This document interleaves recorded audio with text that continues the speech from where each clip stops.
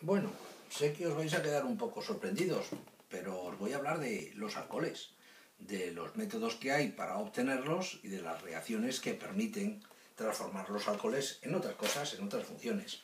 Bueno, aquí os he dejado el mapa guía que siempre utilizo para explicar que unos compuestos o unas funciones vienen de otras. Que la función alcohol pues no es más que un nivel de oxidación que puede haber en una cadena carbonada.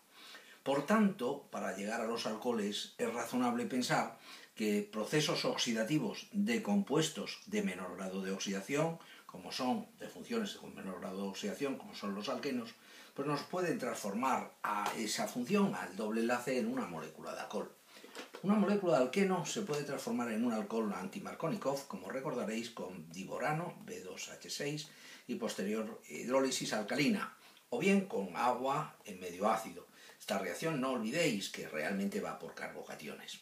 Otro método estupendo para obtener los alcoholes es desde los derivados halogenados. Mirad, este derivado halogenado que tiene expectativas de formar un carbocatión, de hacer la transformación en alcohol por una SN1, vamos a ponerle las condiciones para que sean muy de la SN1. Por ejemplo, agua y una sal de plata. Con sales de plata ya sabéis que se cataliza la formación de los carbocationes. Y en este otro derivado halogenado, que tiene un estupendo acceso dorsal, vamos a ponerle las condiciones de un nucleófilo potente, como por ejemplo puede ser el hidroxilo, para que mediante la SN2 nos lleve a la formación de los alcoholes. Bien, además, los alcoholes pueden ser obtenidos desde las funciones de nivel de oxidación superior, como pueden ser los aldehídos, las cetonas o los ácidos. Si tú tienes una función de carbonilo acetona o una función de carbonilo aldehído y las reduces con tetrahidruro aluminato de litio o con tetrahidruro borato de sodio, con estos reductores que de momento no hace falta nada más que los conozcáis, se conseguiría la formación de los alcoholes. La gran vía de obtención de alcoholes es la síntesis de organometálicos depende. Si vosotros tenéis un organometálico, vamos a imaginar, por ejemplo, vamos a pensar bromuro de bencil magnesio, y nosotros lo hacemos reaccionar con formaldehído y luego le hacemos la hidrólisis del intermedio no aislable, saldrá el alcohol primario, donde sumáis la cadena carbonada del organometálico más un carbono. Si en vez de emplear formaldehído, nosotros empleáramos el epóxido, un epóxido sencillo, conseguiríamos que al hacer la adición del organometálico se obtuviera un alcohol también primario, pero aquí habría un incremento de 2 carbonos. Si queréis obtener alcoholes secundarios o alcoholes terciarios, entonces la molécula aceptora tiene que ser, en el caso de que queráis un alcohol secundario, un carbonilo aldehído, y si queréis un alcohol terciario, un carbonilo cetona. ¿Por qué? Un carbonilo aldehído, además del carbono carbonílico, trae un trozo de cadena carbonada, trae una ramificación. Con el organometálico metemos otra ramificación, una que da el carbonilo y otra que aporta el organometálico, 2 ramificaciones, alcohol secundario. Si lo hacemos con una acetona, el carbonilo me aporta 2 ramificaciones, por tanto, con el organometálico, la tercera nos daría el alcohol terciario. Este es el gran método para obtener alcoholes. Una vez que has obtenido la molécula de alcohol, ten presente que ellos van a utilizar siempre 5 grandes reacciones. 5. La primera gran reacción vamos a llamarla la oxidación. Es la oxidación para nosotros. Y para hacer oxidaciones se emplea el trióxido de cromo en piridina o el reactivo que es el PCC. Trióxido de cromo, piridina, en ácido clorhídrico, clorocromato de piridinio, y que de manera selectiva oxida el alcohol hasta función de carbonilo. En el alcohol que estoy utilizando no tiene importancia el que sea selectivo o no, pero en un alcohol primario, donde se puede oxidar primero aldehído y luego proseguir la oxidación hasta ácido orgánico, es de extrema importancia el elegir un reactivo selectivo, un reactivo que te garantiza que va a llegar hasta el nivel de carbonilo, pero no va a subir un nivel más, hasta ácido orgánico. La segunda gran reacción se basa en la acidez de los alcoholes. Los alcoholes tienen una levísima acidez. Os recuerdo que en la tabla de acidez no ocupan un lugar muy predominante, que en la tabla de acidez nosotros tenemos la acidez real, la gran acidez. Los reyes de la acidez son las moléculas de ácido inorgánico, de ácidos minerales, clorhídrico, sulfúrico, perclórico. Luego tenemos los ácidos orgánicos, que es la nobleza dentro de la escala de acidez. Luego los compuestos importantes, la gente importante, que están representados con la molécula de fenol de un pKa10. Luego ya sabéis que aquí hay una molécula que sirve como de frontera para poder decir que es más o es menos ácida, que es la molécula de agua. Debajo de la molécula de agua tenéis a los alcoholes. Los alcoholes son menos ácidos que el agua. Luego sabéis que forman aquí tenemos una familia extraña, muy complicada, que se llaman los enolatos, que bueno, pues ya hablaremos de ello más adelante. Luego tenéis a los alquinos terminales y por último al amoníaco. O sea, los alcoholes de los que estamos hablando están por debajo del agua, no lo olvidéis.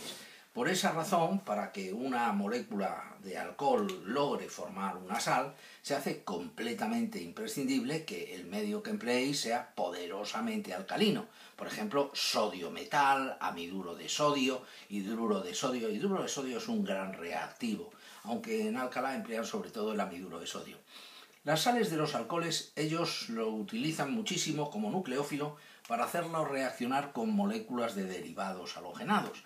Esta combinación de sal de alcohol con derivado halogenado es lo que se llama la síntesis de Williamson, donde atacando con el nucleófilo a ese carbono va saliendo el ion bromuro y vosotros lograríais la formación de los éteres. Síntesis de Williamson de éteres.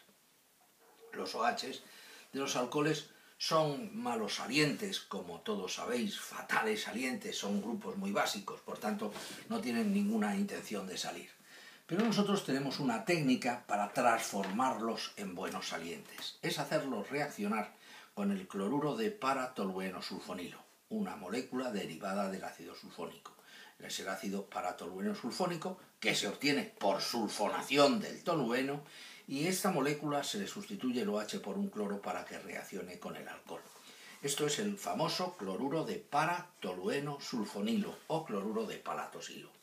Cuando una función alcohol reacciona con el cloruro de paratolueno sulfonilo, se transforma en la sal, en un tosilato, en un paratolueno sulfonato. Y como los ácidos sulfónicos son ácidos muy fuertes, sus bases conjugadas son lógicamente muy débiles y lógicamente si son bases muy débiles son extraordinarios salientes. Fijaros que el saliente es el trozo de color marrón que me lo dio el tolueno sulfónico y el átomo, incluso con el átomo, pero también se arrastra el átomo de oxígeno, que era del alcohol.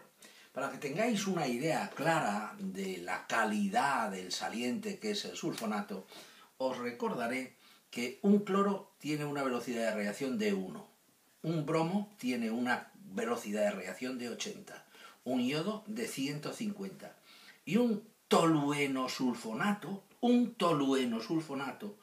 tosilato, tiene una velocidad de reacción de 200. Es decir, esto es mejor saliente, ya no os digo que un bromo con cloro, mejor saliente que un yodo, y por tanto lo vamos a empezar a utilizar como grupo saliente de alta calidad. Otra reacción importante, importantísima que tienen los alcoholes es calentarlas con medios ácidos, 150 grados, 180 grados, medios ácidos en calor. Eso sirve para que la molécula de alcohol se deshidrate y se transforme en una molécula de alqueno. Pero cuando esto lo ponen en los exámenes, lógicamente, la molécula de alcohol tendrá alguna historia y que sea una transposición, una resonancia, tendrá alguna historia que contarnos. Y la última gran reacción que hay en la química de los alcoholes es la transformación en derivados halogenados. Pero ojo, el transformar a una molécula de alcohol en derivados halogenados se puede hacer con reactivos como el ácido bromhídrico en caliente, que implica el desarrollo de una SN1, con las consecuencias de un carbocatión, o reactivos tipo tribromuro de fósforo o pentabromuro de fósforo. Con el tribromuro o el pentabromuro o el cloro de tionilo, la sustitución del grupo hidroxilo por un átomo de halógeno se hace por una SN2, es decir, por una inversión de la configuración, mientras que con bromhídrico habría una SN1 que habría una racemización. Bien, señores, esto es la química de los alcoholes, esto es lo que hay que saber, las obtenciones y las reacciones. Pero no querría desaprovechar el seminario este o el tutorial este para deciros que no olvidéis que hay tres grandes tipos de alcoholes. Los alcoholes normales, los alcoholes que están en carbonos de tipo sp2 de doble enlace, que sabéis que se llaman enoles, y también otro tipo de enoles, pero que tienen una cadena carbonada un poquito más conflictiva, un poquito más complicada, que este tipo de enoles especiales se conocen con el nombre de fenoles. Los enoles son inestables y por medio del proceso de tautomería se isomerizan, se transforman en otros compuestos, en otras funciones que son las cetonas. ¿Por qué razón un enol no hace una tautomería? ¿Qué hace que sea mejor el estar en forma enólica a estar en forma cetónica? Mirad, si un fenol hiciera una tautomería y cambiara de sitio un doble enlace e hiciera una transposición de un átomo de hidrógeno, lo haría al precio de perder la aromaticidad. Por tanto, los enoles normales son inestables y pasan a carbonilo, mientras que los fenoles son una variedad de enoles pero estables. Los fenoles tienen una acidez superior a la del agua. No lo olvidéis porque esto es muy de examen, el tener claro por dónde anda la acidez de los fenoles y por dónde anda la acidez de los alcoholes. Unos son más ácidos que el agua, los fenoles, otros son menos ácidos que el agua, los alcoholes.